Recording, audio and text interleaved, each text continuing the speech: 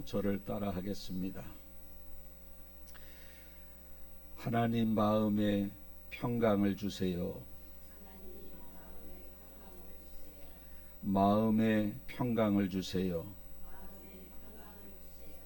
마음에 평강을 주세요. 내 모든 문제 가운데 회복의 은혜를 주세요. 내 모든 문제 가운데 회복의 은혜를 주세요. 내 안에 기쁨이 충만케 해주세요. 내 안에 기쁨이 충만케 해주세요. 아멘. 손을 내리고 눈을 뜨시길 바랍니다. 명절 잘 보내셨습니까? 라고 물으면 다 잘 보냈다 그러는데, 예전에는 제가 어렸을 적만 해도 명절 되면 설빔 얻어 입는다, 또 설날이 되면 세뱃돈 받는다, 또 명절이 되면 사촌형 누가 오고 또 사촌 동생 누가 와서 같이 놀고 재밌겠다, 명절이 되면 고기 과자 실컷 먹는 시간이 있다 해서 기쁨이 가득했는데, 지금은 먹을 것도 풍성하고 또 여러 가지 이렇게 보니까 옛날 어르신들이 그래요. 손주들이 오면은 좋고 가면은 더 좋고 오면은 안 오면 명절 때는 기다려요. 근데 기다려서 오면 좋아. 근데 그 첫날부터 언제 가나 언제 가나 그런데요. 그런데 참 이 세월이 흐르다 보니까 저도 조용하게, 특별히 또 제가 하고 있는 일이 목회이기 때문에 목회는 조용하게 묵상하며 자연을 바라보며 하나님 생각하고 시대를 분별하고 이런 것을 해야 되지, 막 분주한 데 다니면 묵상이 사실 되지 않거든요. 그래서 목회자 자체가 시끄럽고 화려하고 뭐 관광지 이런 것보다 조용한 그러한 곳에 여행을 해도 조용한 곳, 생각할 수 있는 곳. 제가 제일 좋아하는 여행이 뭐냐면 바닷가에 가서 의자 하나 펴놓고 물멍 때리는 거 아실라나 모르겠어. 물 쳐다보고 멍하니 있으면 이 주님이 주시는 깨달음이 굉장히 많습니다. 그래서 멍하니 호수 보고 멍하니 있는 거, 바다에서 파도 쳐다보고 한 2시간씩 있는 거, 요걸 제일 좋아해요. 뭐 관광지, 화려한 관광지, 뭐 미녀들이 나와서 춤추고 그거 영만 흐려져. 뭐 믿는 사람들은 뭐 목회자가 아니라 손치더라도 그런 화려함 좋지 않을 것 같지만, 그래서 가면 더 좋아한대. 그래서 이번 특별히 명절 기간에 각자 어떻게 보내셨는지 모르겠지만 기쁨으로 보낸 분도 계시고 또 아쉬움으로 보낸 분도 분명히 계시리라 생각이 되어집니다. 그러나 우리 하나님께서 또 제 마음속에 두 손을 모으고 여러분들에게 회복의 은혜와 기쁨의 은혜를 분명히 주셨으리라 생각이 되어집니다. 제가 늘 모든 목회자들은 그 목회자가 하는 설교에 어떻게 보면 그 포인트가 있는데, 저는 주로 지금까지 쭉 설교한 자료들이 다 모아져 있거든요. 쭉 보면은 한 60% 이상은 회개를 많이 했어요. 회개 설교, 깨달음 설교. 그 다음에 30% 정도는 위로 설교를 주로 했더라고요. 위로, 주님의 위로, 회개와 위로. 그 다음에 뭐 축복 설교는 그렇게 많지 않더라고요. 그래서 좀 미안한 감은 있는데, 저는 이것이 오히려 적절한 분배다, 저는 이렇게 생각을 합니다. 적절한 분배다. 이 마지막 때가 되면 될수록 우리 주님께서 양들에게 먹이는 그 꼴을 때에 따라 합당한 꼴을 먹이라고 말씀을 해주셨거든요. 때에 따라 합당한 꼴. 우리도 그렇지 않습니까? 그 사람이 건강을 보고 저 사람은 건강이 약하다 그러면 죽을 먹이고, 저 사람은 뭐든지 해도 잘 먹는다 그러면 단단한 음식을 줄 수도 있는 것 아닙니까? 무조건 아침부터 저녁까지 며칠씩 한우 고기 먹이면 그 사람이 병 생기지 그것이 도움이 되겠어요?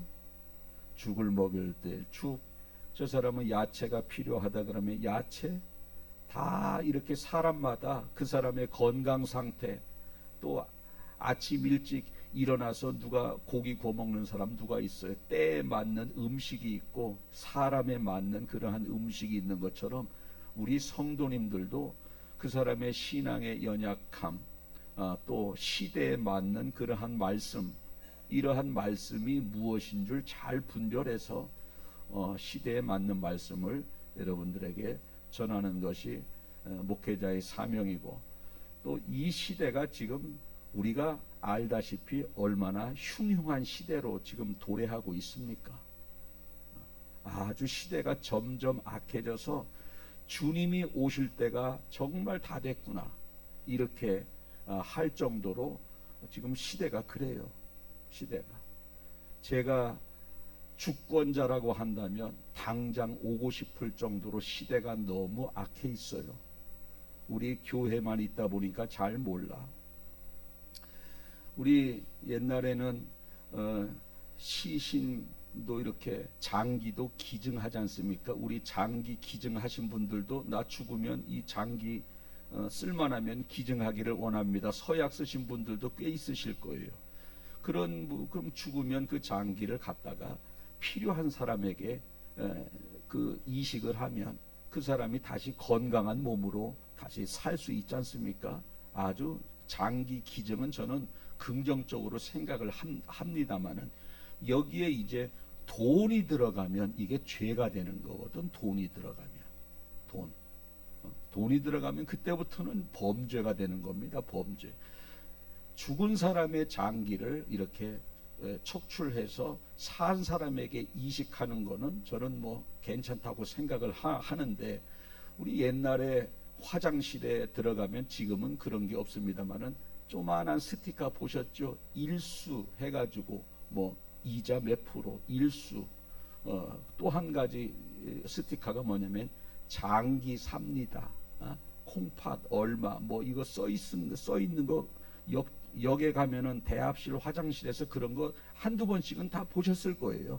일수하고 장기 그 스티커 하얀 거 딱딱 화장실 안에 붙어져 있어요. 그때만 해도 꽤 한 20년 전 그런 때가 됐습니다. 그럴 때 장기를 사고 팔고, 나 돈이 60만 원이 급해요. 내 신장 하나 떼고 60만 원 받고 이렇게 했는데, 지금은 그것이 이제 파는 사람도 없고 그러니까 범죄로 잡아다가 장기 척출해가지고 그 사람 죽이고, 모르는 사람 따라가지 말라는 것 아니겠어요? 장기 척출 당한다고. 아주 중국에서 그게 지금 얼마나 난무한 그런 일이 성행하는지 몰라. 얼마 전에 홍수로 인해서 꽤 한 30명인가 홍수 때문에 사람이 죽었어요. 중국에. 눈 다 빼가 버렸잖아요. 눈 다 빼가 버려. 시신 수습은 하고, 이게 사람이 죽으면 6시간 안에 이게 이식하면은 눈을 쓸 수가 있다는 거예요. 죽은 시체에 눈 다 빼버렸어요. 이러한 시대, 특별히 한국 사람의 장기가 좋대. 중국 사람의 장기는 기생충이, 후진국 나라 사람은 기생충이 많고, 한국 사람이 주로 타켓이라는 거예요. 타켓. 요즘은 어느 노인네가 나 길 좀 가르쳐 주세요. 내가 저 살던 데를 잘 모르겠는데 이 주소 되고 여기 내가 못 찾아가겠어. 여기 그 도와주지 말란다 그러잖아요. 도와주면서 따라갔다가 봉고차에 실려간다고. 그렇게 되는 거예요. 그리고 또 얼마나 악한지, 장기를 돈 주고 사기도 쉽지 않으니까 납치해서 그렇게 장기를 빼다가 팔고 심지어는 요즘은 여자의 난자와 남자의 정자를 축출해가지고 기증하지 않습니까? 정자 기증, 난자 기증이 돼요. 그럼 거기서 배합을 해서 애를 만들어. 이들은 부모가 없어요. 얘들을 사육하는 거예요. 몇십 명을 사육해서 애들, 꼬마들, 장기, 걔들은 사람 형태인데 사육당하는 거예요. 장기 촉출용으로. 지금 중국에서 그런 일이 막 일어나고 있어요. 주님 오실 때가 다 돼서 얼마나 악한지 몰라. 그리고 사람에게 고통을 가하면요, 여기에 뭐 피해서 좋은 것이 생긴다네. 저는 이름을 잘 모르겠어 듣긴 들었는데, 애들을 막 이렇게 그 부탄가스로 지져가지고 그 애들을 고통스럽게 해서 그런 피해 뭐가 사람한테 좋은 게 생겨가지고 그걸 또 피를 정상인 권력층들한테 피를 수혈하고 막 그래서 오래 살고 막 그러는 일들이 지금 이 시대에서 일어나고 있어요. 여러분들은 모르지만. 고추 따느라고 잘 모르잖아. 콩 털고. 이렇게 악한 시대를 지금 우리가 살고 있다니까. 이럴 때 무시무시한 시대를 살고 있는 거예요, 지금.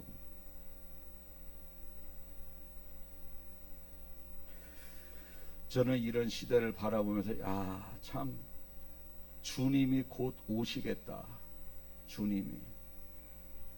주님은 오실 때가 다 됐는데 준비가 안 돼 있어. 준비가 여전히 죄짓고 여전히 자기중심적이고 회개하고 하나님 앞에 바로 설 생각은 없고 살아도 문제지만 죽어도 더 문제 있는 사람들이 의외로 많이 있다라는 겁니다. 이런 시대 가운데 목회자로서 어떠한 말씀을 선포해야 우리 양들이 살까? 물론 회개를 선포하고 말세를 선포해도 듣는 사람은 듣고 흘려 듣는 사람은 흘려 듣습니다마는 한두 사람이라도 두세 사람이라도 말씀을 듣고 돌이킨다면 이 또한 가치 있는 것 아니겠는가, 이런 생각을 하면서 오늘도 사도행전 3번째 시간에 뭐라고, 하늘에 오르시어 전능하신 하나님 우편에 앉아 계시다가 거기로부터 살아있는 자와 죽은 자를 심판하러 오신다. 하나님께서, 예수님께서 하나님 우편에, 부활 승천하신 후 우편에 계시고 언젠진 모르겠지만 산자와 죽은 자를 심판하러 오시리라. 이게 사도신경 이제 후반 마지막인데 그 후반부인데, 첫째는 2000년 전, 예수님은 2번 오시죠. 한 번은 2000년 전에 첫 번째 오시는 게 초림 예수. 두 번째는 언제 오시느냐 몰라요. 언젠가는 다시 오신다고 해서 이건 2번째 오시니까 재림 예수. 초림 예수는 2000년 전에 오셨는데 그분은 구원주로 오셨어요. 구원하러. 그래서 마태복음 1장 21절에 아들을 낳으리니 이름을 예수라 하라. 이는 그가 자기 백성을 그들의 죄에서 구원할 자임이라. 첫 번째 예수는 구원주. 또 누가복음 19장 10절에 보면 인자가 온 것은 잃어버린 자를 찾아 구원하려 함이라. 디모데전서 1장 15절에 미쁘다 모든 사람이 받을 만한 이 말이여 그리스도 예수께서 죄인을 구원하시려고 세상에 임하셨다. 이렇게 2000년 전에 초림 예수님은 구원주라는 거예요. 구원주. 그래서 오셔서 약한 사람 만나고, 병든 사람, 초라한 사람, 남이 알아주지 않는 사람, 힘없는 과부들, 고아들, 나그네들, 이런 사람을 만나서 구원시켜 주셨습니다. 영혼 구원과 더불어 삶의 회복의 구원, 이런 부분들을 구원해 주셨어요. 그러니 많은 사람들이 예수님을 따르지 않았겠습니까? 그래서 이렇게 많은 사람이 따르니까 유대인들이 시기가 나서 예수님을 죽였습니다. 예수님을 십자가에서 죽이시고 무덤에 묻히시고 3일 만에 부활하시고 40일 동안 이 땅에 사시다가 하늘로 올라가시는데 많은 사람이 이 감람산에서 승천하시는 모습을 봤어요. 승천, 오를 승 하늘천, 하늘로 올라가셨다, 승천하셨다는 겁니다. 하늘로 올라가시는데 어느 정도 올라가니까 구름이 가려져서 보지를 못하는 그러한 상황이 됐을 때 수많은 사람들이 예수님 승천하는 모습을 이렇게 쳐다보다 이제 구름이 가려져 있어요. 그때 천사가 나타나서 모여있는 사람들에게 뭐라 그랬느냐. 사도행전 1장 11절에 보니까 이르되 갈릴리 사람들아 어찌하여 서서 하늘을 쳐다보느냐. 너희 가운데 하늘로 올려지신 이 예수는 하늘로 가심을 본 그대로 오시리라. 하늘로 올라가서 구름 속에 가렸지 다시 그대로 하늘이 열리고 구름이 걷히고 다시 이 땅에 오시리라. 다시 오신다는 거예요. 다시 한번 따라해 보실까요? 예수님은 다시 오십니다. 예수님은 다시 오십니다.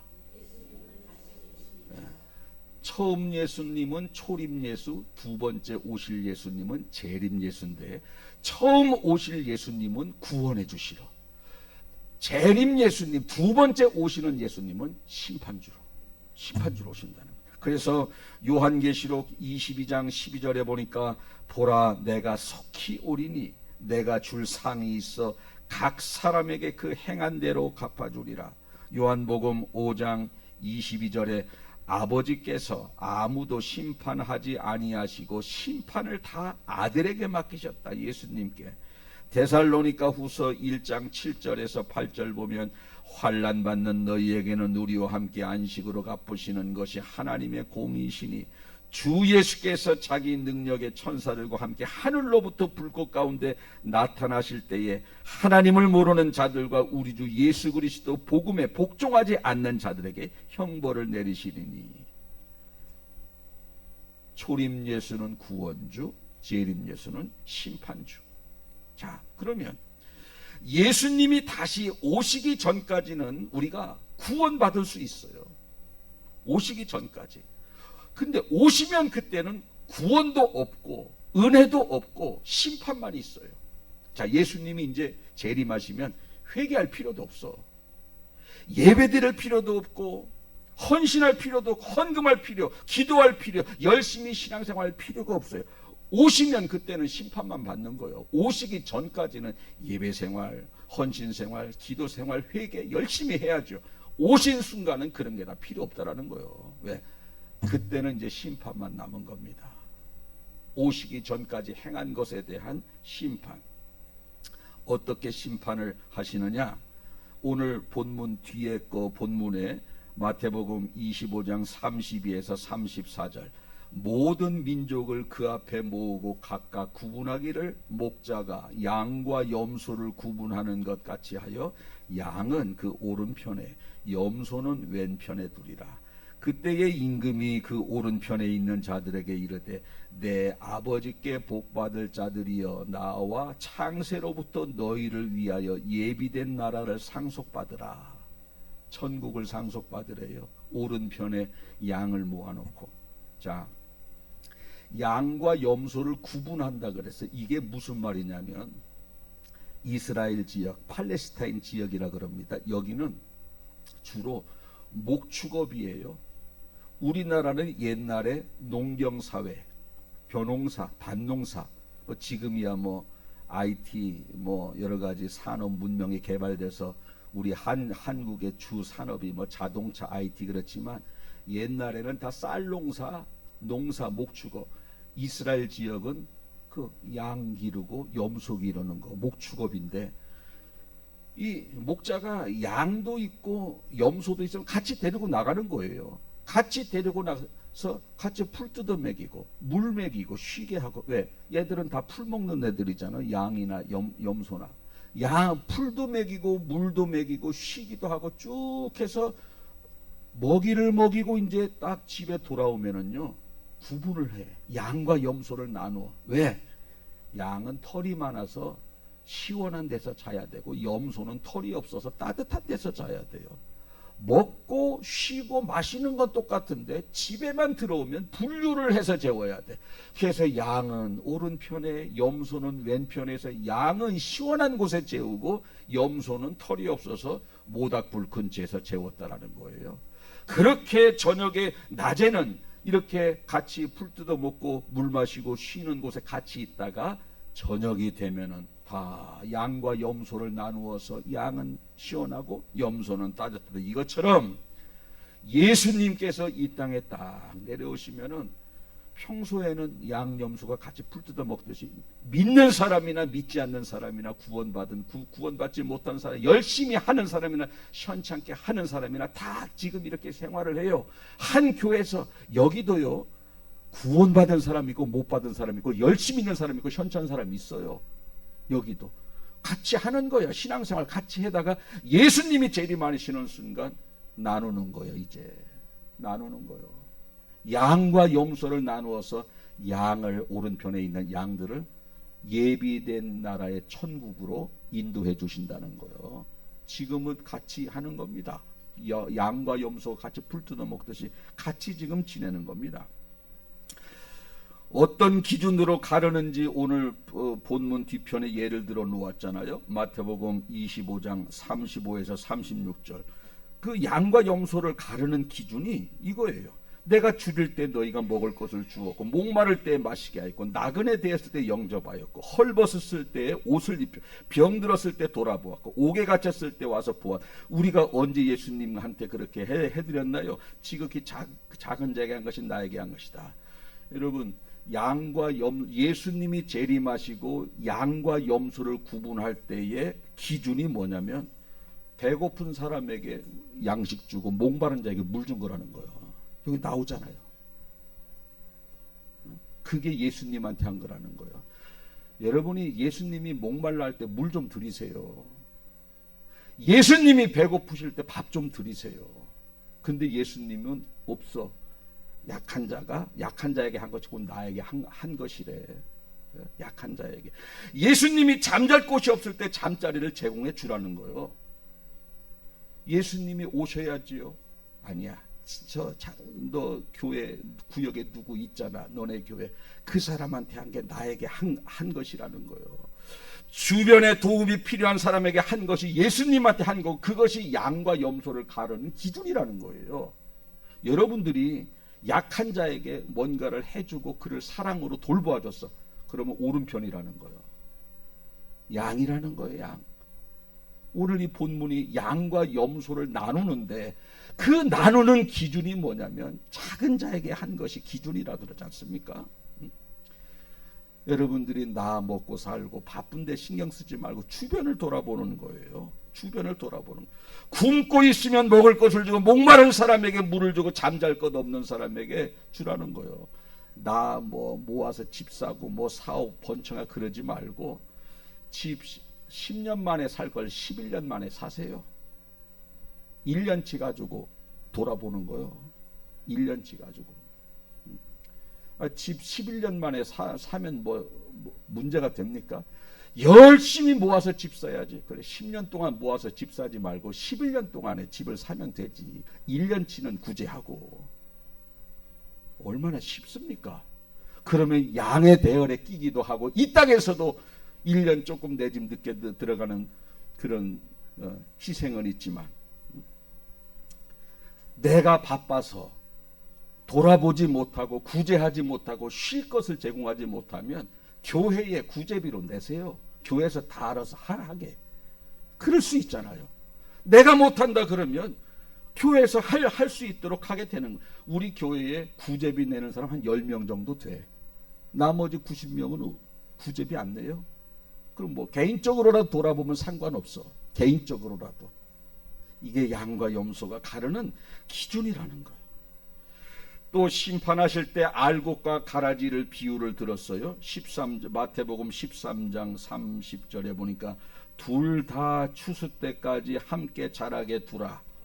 추수 때에 내가 추수꾼들에게 말하기를 가라지는 먼저 거두어 불사르게 단으로 묶고 곡식은 모아 내 곳간에 넣으라 하리라.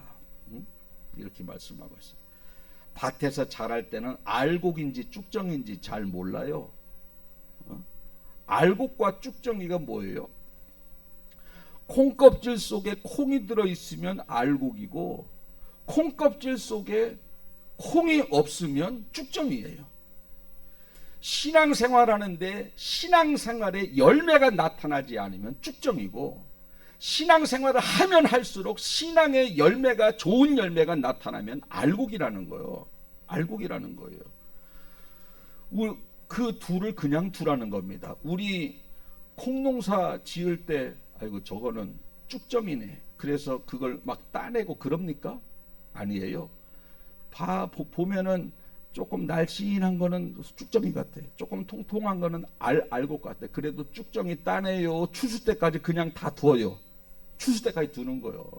그냥 안 따냅니다. 추수 때까지 다 뒀다가 콩 말려가지고 마당에 넓은 그 천막 하나 깔고 그 위에 콩 다 놓고 도리깨로 옛날에 하면서 확 돌려가지고 그 끼들은 작대기 3개 그 도리깨로 막 털고 그랬지 않습니까? 그렇게 해서 다 털어요. 그렇게 털고 이제 쭉정이는 모아서 불태우고, 알곡은 모아서 곳간으로 들이지 않습니까? 그걸 지금 말씀하고 있는 겁니다. 알곡이 있느냐 없느냐. 예수님 믿으면요, 신앙의 알곡이 있어야 돼. 신앙의 알곡이. 그것 가지고 알곡과 쭉정이를 그렇게 구분한다라는 거예요. 여러분, 예수님 믿고 선한 그러한 행실에 알곡의 열매가 있느냐, 스스로를 돌아봐야 된다는 거예요. 여러분들은 알곡이에요, 쭉정이에요? 둘 중에 하나거든. 둘 중에 하나. 다 알곡이라 그러겠지. 그런데 열매가 없으면 그냥 쭉정이요. 내가 아무리 저 알곡이에요. 그래도 알곡이 없는데, 열매가 없는데 어떻게 알곡에 들어가겠습니까? 쭉정이지.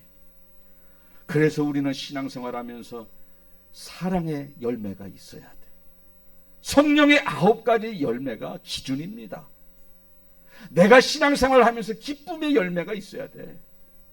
예수님을 믿고 말씀을 믿으면서 내 마음이 기쁨이 있어야 되는 겁니다. 소망이 있고, 어떠한 환경이라 할지라도 자비롭고 긍휼의 열매, 주님의 일에 충성하는 열매, 주님의 일에 온유함을 드러내는 열매, 절제하는 모습, 이러한 성령의 9가지 열매들이 우리 가운데 나타나야 알곡이라는 거예요. 근데 교회는 오래 다녔는데 혈기를 하나 못 죽여요. 계속 인내, 오래 참음, 충성 전혀 없어. 알곡이. 이게 무슨 알곡이에요? 쭉정이지. 여러분 스스로 진단 내려야 되는 거예요. 이런 설교하면요, 김 집사는 분명히 쭉정일 거야. 저 맨날 뭐 청소하라 그러면 빠지고, 뭐 하라 그러면 빠지고, 저 뭐 최권사는 뭐 가짜일 거야, 쭉정일 거야. 그거는 주님이 판단하는 거예요. 나만 돌아보면 되는 거예요. 나. 가라지에게 나타나는 증세, 알곡에게 나타나는 증세는 9가지 열매, 선한 열매가 나타나지만, 가라지는 정반대 열매, 알곡이 없어요. 알곡은 묵묵히 교회 일합니다. 그러나 이 쭉정이는 했다 안 했다, 어쩌다 했다, 그것도 또 안 했다, 쭉정이에요. 약한 성도를 돌아보는 긍휼과 자비가 있어요, 알곡은. 근데 쭉정이는 자기만 신앙생활해, 자기만. 남들이 약한 자가 보이지가 않아요. 보이지가 않아. 왜 안 보이나 몰라. 또 사랑할 줄을 몰라. 알곡은 사랑할 줄 알고 참고 인내할 줄 아는데, 쭉정이는요, 미워할 줄만 알아. 여러분, 미운 사람이 많아요? 미운 사람이 많으면 내가 쭉정이일 수 있어요. 왜 다 미운지 몰라. 우리는요, 사랑하는 사람만 있고 불쌍히 여길 사람만 있지 미워할 사람은 없어야 되는 거예요. 이해되십니까? 이것이 우리의 삶의 모습. 그러니까 내가 알곡인지 쭉정인지 정확하게 내 자신을 진단 내려서 예수님이 오시는 순간 우리는 끝나는 거예요. 그때는 심판만 받는 거지. 더 내가 알곡되기 위해서 열심히 노력하는 거는 오시기 전까지라는 거예요. 그런 말씀이 생각나요.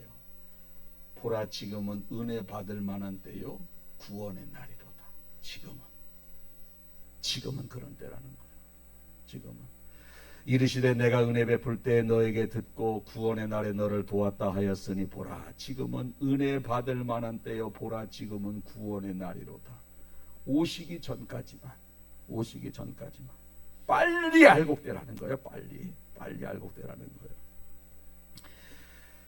이 자리 우리 모두는 한 번은 다 죽어요. 다 죽습니다.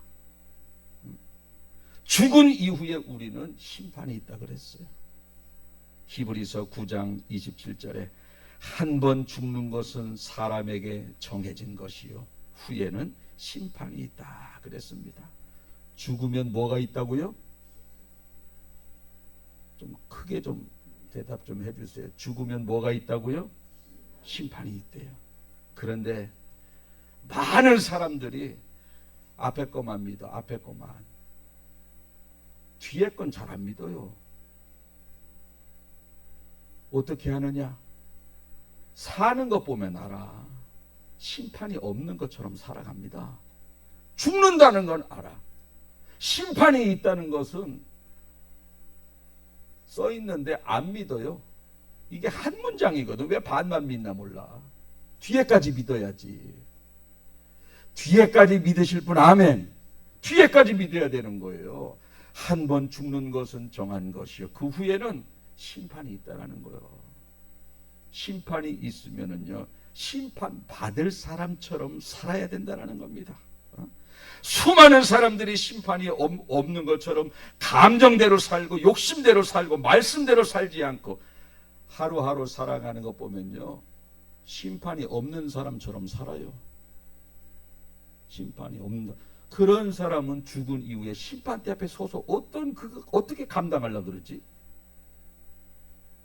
이제 죽은 이후에 예수님이 재림하시는 순간 모든 것이 끝나고 이제 심판만 받는 것처럼 그 전에도, 오시기 전에도 우리가 이런저런 사고로 또는 수명이 다 돼서 죽으면 심판받는 건 똑같습니다. 오시기 전이라도 내가 먼저 죽으면 심판받는 거예요.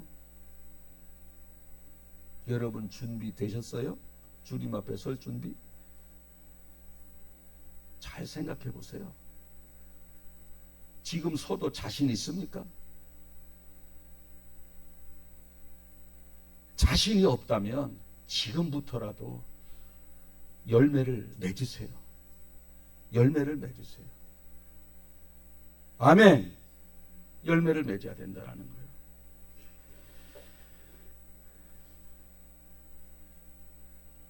오늘 말씀을 생각하면서 이제 우리는 이 시대를 바라보면서 참 얼마나 이렇게 악한 시대가 도래하고 있는가. 너무너무 악해져요. 악한 시대가 도래하고 주님 오실 때가 다 됐습니다. 저는 그렇게 생각해요.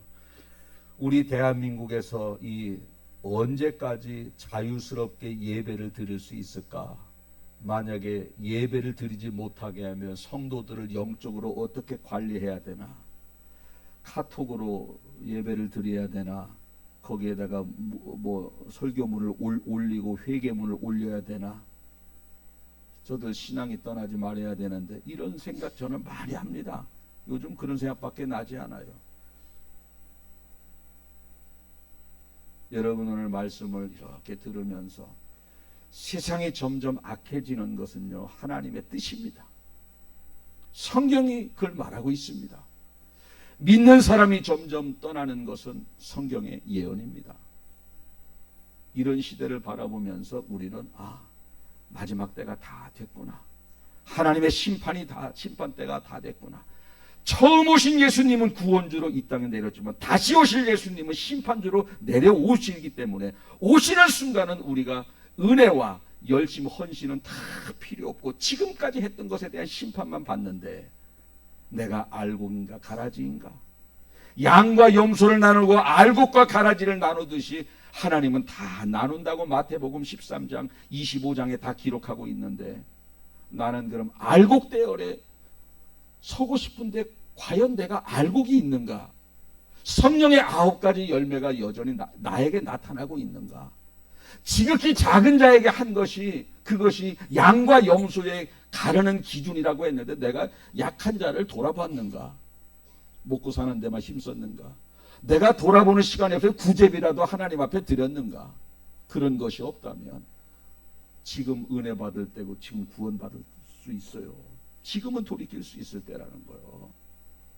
오늘 말씀 마음에 잘 새겨서 정말 이 시대가 흉흉하고 주님이 언제 오실지, 우리 예수님은 도적같이 오신다. 도적은 뭐예요? 갑자기거든요. 갑자기 우리가 예측하지도 못하는 순간에 오신다는 거예요. 예측이 없어. 평온한 일상 살아가다가 갑자기 내려오시는 거예요. 그래서 도적같이 오신다는 거예요. 도적이 예고하고 와요. 갑자기 오지. 준비만 돼 있으면 언제 어느 때 오셔도 상관없어요. 시대가 아무리 약해도 상관없어요. 오히려 더 빨리 오셨으면 좋지. 지극히 작은 자에게 구제하십시오. 그리고 열매 맺으세요. 그게 심판의 기준입니다. 양과 염소를 나누는 알곡과 가라지를 나누는 기준이고 천국과 지옥을 가는 기준입니다. 이걸 마음에 잘 새겨서 오늘도 깊은 깨달음을 가지고 열매 맺는 신앙생활을 남은 인생 하기로 결단하는 여러분들 되시길 예수님의 이름으로 축복합니다. 아멘. 기도하겠습니다. 주님, 오늘도 주의 성전에 나오게 해주셔서 하나님의 말씀을 듣게 하시니 감사합니다. 정말 시대는 점점 악해지고 인간을 사육하여 장기를 축출하는 그러한 악한 일까지 이 시대가 지금 시대에서 벌어지고 있습니다. 이런 것을 바라보면서 주님이 언제 오셔도 이상하리 않으리만큼 악하고 패역한 소돔과 고모라의 시대가 지금 전개되어지고 있는데 우리의 마음은 시대를 바라보면서 악한 시대임을 직감하면서도 왜 나는 마지막 심판을 준비하지 않는 그러한 영적으로 나태한 모습을 살아가고 있는지 오늘 말씀을 통해서 깨달음을 주신 주님 고맙고 감사합니다. 특별히 하나님 양과 염소를 나눈다고 했는데 그 양과 염소를 나누는 기준이 지극히 작은 자에게 한 것이냐 하지 않았느냐가 기준이 된다고 하셨습니다. 알곡과 가라지를 나눈다고 했는데 그 알곡의 기준은 열매가 기준인데 내게 성령의 열매, 신앙을 통해서 정말 의의 열매가 맺혀지는데 내 자신을 철저히 돌아보게 도와주시고 열매가 없고 또 구제의 모습이 없다면 지금 은혜를 받을 만한 때 은혜 받게 하시고 지금 구원을 받을 만한 때에 구원을 받는 지혜로운 성도들 되게 하여 주시옵소서. 한 번 죽는 것은 정한이 있지요 그 후에는 심판이 있다고 했는데 한 문장이 다 믿어지게 하여 주옵소서. 주님, 우리는 이제 주님 앞에 주님이 오시면 그때는 지금까지 행한 것에 대한 심판만 받지 은혜와 그러한 하나님의 그러한 축복을 받는 기간이 아닙니다.